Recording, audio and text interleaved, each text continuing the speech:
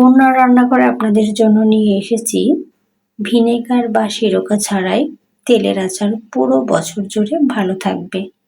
আমি এখানে কাঁচা আম নিয়েছি, এভাবে টুকরো করে কেটে নিয়েছি খোসা সহ, আর মাছ থেকে একটু ফাঁকা করে নিয়েছি। এটা একটু লবণ দিয়ে মাখিয়ে 15 থেকে 20 মিনিট একটু রোদে রেখে দিতে হবে। একটু পানি বের হবে, সে পানিটা ফেলে দিয়ে এর মধ্যে মশলাগুলো দিয়ে মাখিয়ে নিতে হবে। এখানে আমি 1 চা চামচ পাঁচফোড়ন, সরিষা, 2টো কাঁচামরিচ এবং লবণ দিয়ে সরিষাটা আমি বেটে নিয়েছি, সাথে সামান্য পরিমাণ লবণ, হলুদের গুঁড়ো এবং শুকনো মরিচের গুঁড়ো দিয়ে মাখিয়ে নেব। এই মাখানোর সময় যে একটা ফ্লেভার আসে, জাস্ট অসাধারণ। এভাবে করে রোদে শুকিয়ে নিতে হবে। রোদ অনুযায়ী আপনাদের কম বেশি সময় লাগতে পারে। দেখুন, আমি আপনাদের দেখিয়ে দিচ্ছি। খুব বেশি একদম শুকিয়ে ফেলা যাবে না, নরম আছে। এটা তেলের মধ্যে দিলে খুব তাড়াতাড়ি এটা পারফেক্ট ভাবে আচার হয়ে যাবে। তো এখানে আচারের একটা মশলা তৈরি করব। এর জন্য 2টো শুকনো মরিচ, একটা তেজপাতা, 2টো দারুচিনি, 2টো এলাচ, 1 চা চামচ করে জিরা এবং পাঁচফোড়ন একটু টেলে নেব। এদিকে সরিষার তেলটা গরম করে নিব। আচারের পারফেক্ট টিপস হচ্ছে এখানে। আপনার তেলটা আপনি যত ভালো করে গরম করে নেবেন, আপনার আচার ততটাই ভালো থাকবে। আর যে পাত্রে তেলটা গরম করবেন, পাত্রটা খুব ভালো করে শুকিয়ে নেবেন, কোনো যেন পানি না থাকে। সরিষার তেলের একটা তীব্র ঝাঁঝালো গন্ধ থাকে। এভাবে করে একটু নেড়ে চেড়ে নিলে ঝাঁঝালো গন্ধটা চলে যায়।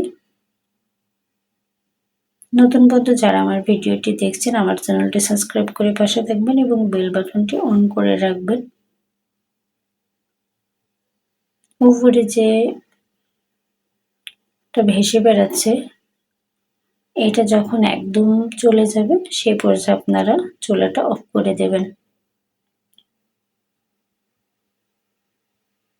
ফ্রিজে রাখার ঝামেলা ছাড়া আপনারা বাইরে পুরো বছর আচার ভালো রাখতে পারবেন আমার ভিডিওটি ফলো করলে।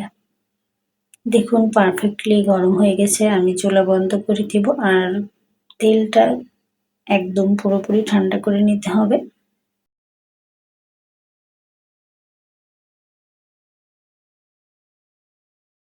কাচের কৌটা নিয়ে নিয়েছি, আর অবশ্যই এটা শুকনো থাকতে হবে।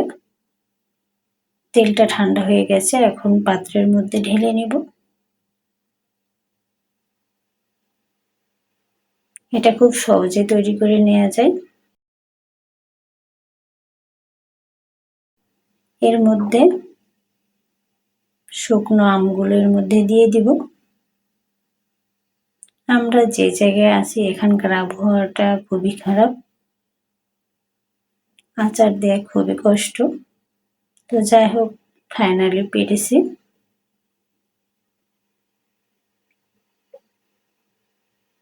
অবশ্যই এই আচারটা ডুবো তেলে থাকতে হবে। এখানে যে মশলাটা করে রেখেছিলাম, সেটা গুঁড়ো করে এর মধ্যে অ্যাড করে দিব। দিয়ে এটা 2-1 দিন একটু রোদে দিলেই পারফেক্টলি আচার তৈরি হয়ে যাবে। প্রথম পর্যায়ে মাঝে মাঝে একটু রোদে দিলে পরবর্তীতে আর রোদে দেওয়ার প্রয়োজন হয় না।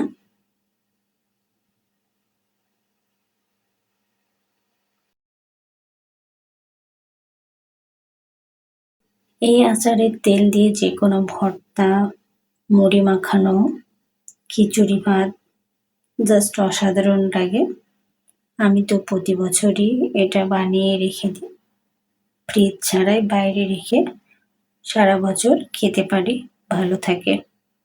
আপনাদেরও ভালো লাগলে আপনারা এইভাবে বাসায় খুব সহজেই এই তেলের আচারটা তৈরি করে রাখতে পারেন।